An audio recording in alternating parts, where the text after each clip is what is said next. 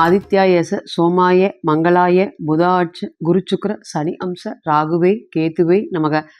அனைவருக்கும் வணக்கம். நான் உங்கள் அஸ்ட்ரோ புவனேஸ்வரி, பாரம்பரிய ஜோதிடர் மற்றும் திருமண பொருத்த நிபுணர். நீங்கள் நம்ம சேனலை ஃபர்ஸ்ட் டைம் பார்க்குற மாதிரி இருந்தால் சேனல் சப்ஸ்கிரைப் பண்ணிவிட்டு பெல் பட்டன் கொடுத்து ஆல் ஆப்ஷன் கிளிக் பண்ணிக்கோங்க. அப்போ தான் நம்ம சேனலில் போடக்கூடிய ரெகுலர் பதிவுகள் உடனடியாக உங்கள் கவனத்திற்கு வரும். நம்ம சேனலை தொடர்ந்து நிறைய கோச்சார பதிவுகள் பார்த்துட்டு வந்துட்டு இருக்கோம். அதன் வரிசை நம்ம இன்னைக்கு பார்க்க போகிறது சிம்ம ராசி மற்றும் சிம்ம லக்னத்திற்கு குரு சூரியன் இணைவு உங்களுடைய ராசிக்கு 10ஆம் பாவகத்தில் அமைஞ்சுள்ள இந்த சிவராஜ யோகம் அப்படின்னு சொல்லக்கூடிய யோகம் என்ன மாதிரியான பலன்களை கொடுக்க போகுது.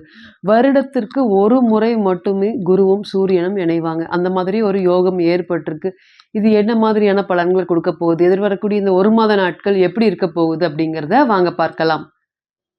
சிம்ம ராசி மற்றும் சிம்ம லக்னம் காலபுருஷனுக்கு இது 5வது வீடா இருக்கிறதுனால நிறைய கனவுகள் அதிகமாக இருக்கக்கூடிய ராசி. இப்படி இருக்கணும், அப்படி இருக்கணும், அப்படி பெயர் வாங்கணும், இப்படி சம்பாதிக்கணும், எந்த ஒரு விஷயத்துலையுமே நேர்மையாக இருக்கணும், அயராது உழைப்பு இருக்கணும் அப்படின்னு எப்பொழுதுமே அட்மினிஸ்ட்ரேஷனில் அதிகபட்சமாக சிறந்து விளங்கக்கூடிய ராசி எதுன்னு கேட்டிங்கன்னா நம்ம சிம்ம ராசியை பொறுத்தவரையும் பார்த்துட்டிங்கன்னா இந்த மாதிரி ஒரு இடத்துல இருக்கக்கூடிய பெரிய அஃபீஷியல்ஸ் எல்லாத்தையுமே குறிக்கக்கூடிய காரக ராசியாக இந்த ராசி வருது. இந்த ராசியில் இருக்கக்கூடிய பெண்களாக இருக்கட்டும், நிச்சயமா ஆண்களுக்கு இணையான நிர்வாகத்திறன் இருக்குமா அப்படின்னு கேட்டிங்கன்னா கண்டிப்பாக இருக்கும்.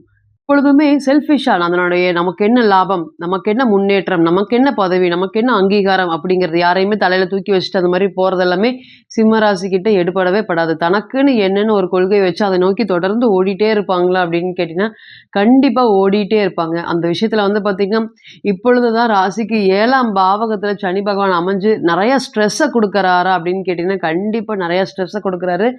மன அழுத்தத்தையும் அதிகமாக கொடுக்குறாரு. எங்கே வந்து பார்த்திங்கன்னா உங்களுடைய பேர், மதிப்பு, புகழ் அதெல்லாமே இருக்குதோ அந்த இடத்துல தான் வந்து பார்த்திங்கன்னா அதிக பிரச்சனையை கொடுத்துட்ருக்கிறாரா அப்படின்னு கேட்டிங்கன்னா கொடுத்துட்ருக்காரு. 7ல் இருக்கக்கூடிய சனி பகவான் திக்பலம் பெற்ற ராசியை பார்க்கறதுனால எல்லாத்துக்குமே ஈஸியாக கிடச்சிட்டு இருந்தது எல்லாமே கடுமையாக போராட வேண்டிய சுச்சுவேஷனை ஏற்படுத்தியிருப்பார். 100 ரூபா வந்து பார்த்திங்கன்னா கஷ்டப்படாமல் கிடச்சதுக்கும் இப்போது 1000 மடங்கு அதுக்கு வந்து வேலை செஞ்சு அந்த கூலியை வாங்குறதுக்கும் நிறைய வித்தியாசம் இருக்குது. அந்த மாதிரி ஒரு விஷயத்தையும் அதிகமாக போராடக்கூடிய தன்மையை ஏற்படுத்தி கொடுத்துருப்பாரு. இதுக்கு முக்கியமான காரணம் உங்களோட வாக்கு ஸ்தானத்தில் இருக்கக்கூடிய கேது பகவானும் சரி, ராசிக்கு அஷ்டம ஸ்தானத்தில் இருக்கக்கூடிய ராகு பகவானும் சரி, நிறைய பணம் சார்ந்த விஷயத்தில் வந்து பார்த்திங்கன்னா அவமானத்தை சந்திக்க வேண்டிய ஒரு சூழ்நிலைகளை ஏற்படுத்தி கொடுத்துருப்பாரு. எந்த ஒரு விஷயமே வந்து பார்த்திங்கன்னா ஆரம்ப காலத்தில் நான் இந்த மாதிரி நடக்கும்னு எனக்கு தெரியவே இல்லை. தொழில் நல்லா ஓடிட்டு இருந்தது, அது 2-3 கமிட்மெண்ட்ஸ் இருந்தது. ஆனால் அந்த தொழில் வந்து நான் நினச்சக்கூடிய விஷயங்கள் வந்து பார்த்திங்கன்னா அப்படியே படிப்படியாக ஸ்டாப் ஆச்சு. ஏன்னா இதுக்கு முன்னாடி சனி பகவான்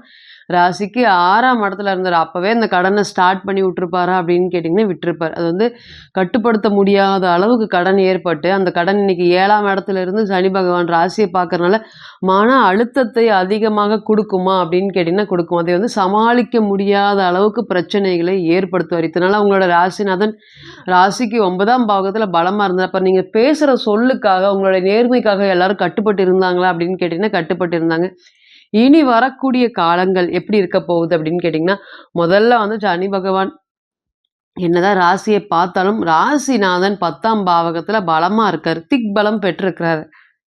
எப்பொழுதுமே உச்ச பலத்தை விட மேஷராசியில் சூரியன் இருப்பதை விட திக்பலம் பெறுவது ஒரு சிறப்பா அப்படின்னு கேட்டிங்கன்னா கண்டிப்பாக சிறப்பு. எந்த ஒரு சூழ்நிலையிலையுமே ஒரு விஷயத்தை டவுனாக போகிறதுக்கு விடுவாரா இப்படி ராசிநாதன் பலமாக ஆயிட்டா அப்படின்னு கேட்டிங்கன்னா கண்டிப்பாக ஆக விடவே மாட்டார். எந்த கஷ்டம் இருந்தாலுமே அதற்கு உண்டான சோர்ஸ் கிடைக்குமா அப்படின்னு கேட்டிங்கன்னா முதல் வாய்ப்பு கிடைக்கும். 2வது இந்த ராசிக்கு வந்து பார்த்திங்கன்னா குரு பகவானும் சூரிய பகவானும் இணையிறது 10ஆம் பாவகத்திலே இணையிறது. இது என்னத்தை குறிக்குது அப்படின்னு கேட்டிங்கன்னா அரசியல் சம்மந்தப்பட்ட பதவிகளை குறிக்குது. நான் ஏற்கனவே வந்து பார்த்திங்கன்னா கவர்மெண்ட் ரிலேட்டட் எக்ஸாமுக்கு நான் எழுதிட்டுருக்கேன், தொடர்ந்து போராடிட்டே இருக்கேன். 1 எக்ஸாம், 2 எக்ஸாம், 3 எக்ஸாம், நிறையா எக்ஸாம் எழுதியிருக்கேன். 1 மார்க் 2 மார்க் சதவீதத்தில் வந்து பார்த்திங்கன்னா நான் தொடர்ந்து தோத்துட்டு இருக்கக்கூடிய ஒரு ஃபீலிங்காகவே இருக்குது. எதிர்வரக்கூடிய இந்த அனைத்து நாட்களுமே வந்து பார்த்திங்கன்னா சில சமயம் வெறுப்பாக இருக்குது. எக்ஸாமில் ஜெயிக்க முடியுமா முடியாதா அப்படிங்கிற மாதிரி வெறுப்பாக இருக்குது. இனி வரக்கூடிய நாட்கள் எனக்கு வந்து பார்த்திங்கன்னா அரசாங்கத்தில் வேலை கிடைக்குமா அல்லது இதற்கு அடுத்த பதவி நான் ட்ரை பண்ணிகிட்ருக்கேன், அதன் சார்ந்த முன்னேற்றங்கள் ஏற்படுமா, இந்த மாதிரியான கேள்விகளுக்கு நிச்சயமாக உங்களுக்கு ஒரு பெரிய முன்னேற்றம் ஏற்படுவதற்கு ஒரு நல்ல நேரமாக இருக்கும். அரசாங்க பதவிகளுக்கும் அரசியல் சம்மந்தப்பட்ட விஷயத்துக்கும் சரி, ஏற்கனவே ஒரு பதவியில இருந்து அடுத்த பதவி போறதுக்குமே இது நல்ல நேரமாக இருக்குமா அப்படின்னு கேட்டீங்கன்னா இருக்கும். எப்பொழுதுமே ராசிநாதன் பலம் பெற்று இருக்க முடியாது. இந்த இருக்கக்கூடிய சூழ்நிலை இத்தனை நாளா வெளியே போகலாமா, உள்ளூர்ல தான் நம்ம எதுவுமே சம்பாதிக்கவே முடியல, தொடர்ந்து மன அழுத்தங்கள் ஆயிட்டு இருக்கு. 2ஆம் இடத்துல கேது பகவான், அப்ப பணம் கொடுக்க வேண்டியவங்க எல்லாம் கடுமையா டார்ச்சர் பண்ணக்கூடிய ஒரு சுச்சுவேஷன். அது வந்து பார்த்தீங்கன்னா, இத்தனை நாளா வந்து ஒரு ஒரு கொஞ்சம் எவ்வளோ ரொம்ப நியாயமா, நேர்மையா வாங்கின பணத்துக்கு மீறி வட்டி குடுத்துட்டு இருந்திருப்பீங்க. இப்ப வந்து கொஞ்ச நாளா குடுக்க முடியாத இந்த சிச்சுவேஷன்ல உங்களுடைய தகுதி குறைவா பேசுறது, உங்களை அவமரியாதையா பேசுறது. ஏன்னா சிம்மத்துக்கு பொறுத்தவரையும் மான மரியாதை அப்படிங்கிறது ரொம்ப முக்கியம். எதை இழந்தாலும் சரி, மான மரியாதையை மட்டும் இழக்கவே மாட்டாங்க. அதுல கை வச்சா சிம்மம் வந்து கம்முனே இருக்கவே இருக்காது. அந்த அளவுக்கு மானம், மரியாதை இதுக்கெல்லாமே அதிக கௌரவம் பார்க்கக்கூடிய ராசி. அப்ப இத்தனை நாள் இருக்கக்கூடிய தொந்தரவுகள், நான் ஊரை விட்டு வெளியே போயிரலாம், அங்க போனா தான் ஏதாவது சாதிக்க முடியும் அப்படின்னு நினைக்கக்கூடிய நபர்களுக்கு இந்த நேரம் சொந்த ஊர்லயே முன்னேற்றம் அடைவதற்கு உண்டான வாய்ப்பு. அந்த அந்த அந்த வேண்டாம், இந்த முடிவு வேண்டாம், கொஞ்சம் யோசிக்கலாம் அப்படிங்கிற ஒரு சூழ்நிலையை ஏற்படுத்தி குடுப்பாரா அப்படின்னு கேட்டீங்கன்னா, கண்டிப்பா சூரிய பகவான் ஏற்படுத்தி குடுப்பாரு. அதேபோல காசு தங்காமல் கஷ்டப்பட்டுட்டு இருந்த உங்களுக்கு ஒரு ஒரு விஷயங்களுமே வந்து பார்த்தீங்கன்னா, லேட்டா தான் நடக்குது. இன்னைக்கு வந்து கிடைக்க வேண்டிய பணங்கள் எல்லாமே ஒரு 20 நாள், 30 நாள் கழிச்சு தான் கிடைக்குது. உடனே மத்தவங்க எல்லாமே என்ன எஃபோர்ட் போட்டாங்களோ, அதற்கு உண்டான பலன்கள் உடனே நிச்சயமா கிடைக்கும். ஆனா உங்களுக்கு மட்டும் நெறைய தடுமாற்றம் ஏற்பட்டு, காசை ரொம்ப பயங்கரமா கஷ்டப்பட்டு சம்பாரிக்க வேண்டிய சூழ்நிலையுமே ஏற்பட்டிருக்கு. இதுக்கு முன்னாடி அசால்ட்டா ரூ. 1000 சம்பாரிச்சதுக்கும், இப்ப ரூ. 100 சம்பாரிக்கிறதுக்கும் நெறைய வித்தியாசங்கள் உங்களுக்கே தெரிஞ்சிருக்குமான்னு கேட்டீங்கன்னா தெரிஞ்சிருக்கும். இதற்கு எல்லாத்துக்குமே முக்கியமான காரணம் சனி பகவான், கேது பகவான் மற்றும் ராகு பகவான். இனி வரக்கூடிய நாட்கள் ராசிநாதன் பலமா இருக்கிறது. அடுத்ததும் பாருங்க, ராசிநாதன் 11ஆம் இடத்தமான லாபஸ்தானத்துக்கு தான் போறாரு. அப்ப நிச்சயமா ஒரு உயர்வான வாழ்க்கை ராசிநாதன் நல்லா இருக்கக்கூடிய இந்த சுச்சுவேஷன்ல விதிக்காரகனும் சரி, மதிக்காரகனும் சரி நல்லா இருக்கும் பட்சத்துல நம்மளுடைய ஜாதகத்தை நம்ம நிச்சயமா வந்து பார்த்தீங்கன்னா, நம்ம கோச்சாரம்ங்கிறது வந்து பார்த்தீங்கன்னா ஒரு செயல். அப்ப தசாபுத்தி சம்மந்தப்பட்டா மட்டுமே அந்த செயல் வந்து பார்த்தீங்கன்னா, நீடித்து நாள் நிலைக்கும். அப்ப கோச்சாரம் ஒரு வாய்ப்பை ஏற்படுத்தி கொடுக்கும்போது, நான் தக்க சமயத்துல அதை பயன்படுத்திக்கணுமான்னு கேட்டீங்கன்னா, கண்டிப்பா பயன்படுத்திக்கணும். அசால்ட்டமா இருந்தோம்னா, நம்மளுடைய வாய்ப்பு நமக்கு கிடைக்கக்கூடிய வாய்ப்பு தடுமாறி போறதுக்கும் வாய்ப்பு இருக்கு. அதேபோல குரு பகவான் ராசிநாதனோட சேர்றதுனால, ரொம்ப வருஷமா காதலிச்சுட்டு இருக்கோம். பெற்றோர் சம்மதத்தோடு தான் நாங்க கல்யாணம் பண்ணலான்ட்டு இருக்கோம். இந்த நேரம் என்னுடைய அப்பாவோடைய சம்மதத்தின் பேர்ல, அம்மாவோடைய சம்மதத்தின் பேர்ல கல்யாணம் நல்லா நடக்குமா?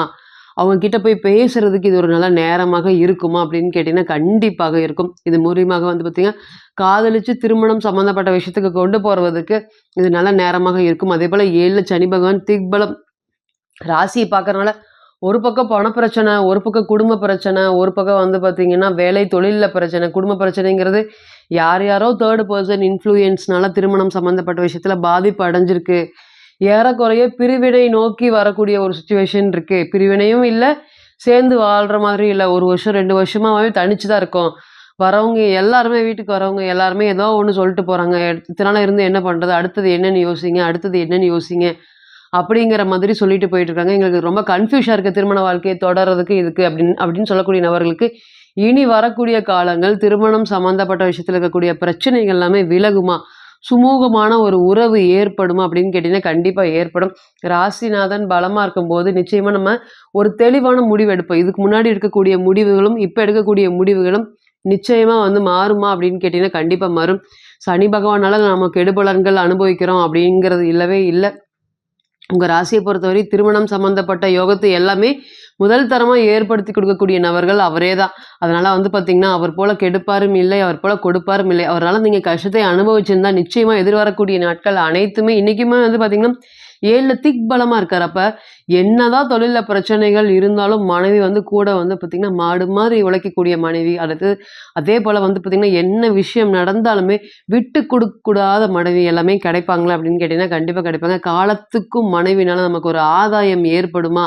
அந்த மாதிரி எல்லாமே இந்த சனி பகவான் ஏற்படுத்தி குடுப்பாரா அப்படின்னு கேட்டீங்கன்னா, கண்டிப்பா. 7ல சனி பகவான் திக்பலமா பெறும்போது, நிச்சயமா நமக்கு ஒரு உழைப்பாளியான மனைவி கிடைக்கிறதுக்கு அதிகபட்ச வாய்ப்பு இருக்கு. அதனால வாழ்க்கை தரம் உயர்வதற்குமே நமக்கு வாய்ப்பு இருக்கா அப்படின்னு கேட்டீங்கன்னா, கண்டிப்பா இருக்கு. என்னதான் வந்து பார்த்தீங்கன்னா, நம்ம ஒவ்வொரு பிரச்சனையுமே தடை இருக்குது, தாமதம் இருக்குது அப்படின்னு சொல்லிட்டே இருந்தாலும், இனி வரக்கூடிய நாட்கள் ராசிநாதன் பலமா இருக்கிறதுனால, எவ்வளவு தடை வந்தாலும், தாமதம் எல்லாம் வந்தாலுமே, நீங்க சமாளிச்சு வாழ்க்கையில வெற்றி பெறுவதற்கு உண்டான அமைப்பு இருக்குதா அப்படின்னு கேட்டீங்கன்னா, கண்டிப்பா இந்த கோச்சாரத்தை நிகழ்த்தும்போது கண்டிப்பா உங்களுக்கு நெறைய வாய்ப்புகள் எல்லாமே கிடைக்கிறதுக்கு அதிகபட்சமான வாய்ப்பு இருக்கு. நீங்களும் அந்த மாதிரி வாய்ப்பு வரம்போது கண்டிப்பா அதைய தக்க வச்சுக்காம இருக்கவே கூடாது. இப்ப நீங்க கேட்டு செஞ்சுட்டு இருந்தபோது அனைத்துமே வந்து பார்த்தீங்கன்னா, கோச்சார பலன்கள் தான். 40லிருந்து 60% மட்டுமே பொருந்தும். தனிப்பட்ட ஜாதகத்த நம்ம எடுத்து தசா, புத்தி, நடப்பு, அந்தரம் கணிக்கும்போது, கிரகம் பெற்ற பலம், பலவீனம் அடிப்படையில பலன்கள் கூடவோ, குறையவோ செய்யும் அப்படிங்கிறதுல ஒருபோதும் மாற்றம் இல்லைங்க. தனிப்பட்ட ஜாதகத்தை நீங்க ஆலோசனை பண்ண விருப்பப்பட்டா, கீழ இருக்கக்கூடிய இந்த நம்பருக்கு கான்டாக்ட் பண்ணுங்க. நான் வணங்கக்கூடிய நரசிம்மர் உங்க எல்லோருக்குமே நல்ல வளமான வாழ்க்கையை ஏற்படுத்தி தர நிச்சயமா பிரார்த்தனை பண்ணிக்கிறேன். மீண்டும் ஒரு பதிவில் உங்களெல்லாம் சந்திக்கும் வரை உங்களிடமிருந்து விடைபெறுவது உங்கள் அஸ்ட்ரோ புவனேஸ்வரி. நன்றி, வணக்கம்.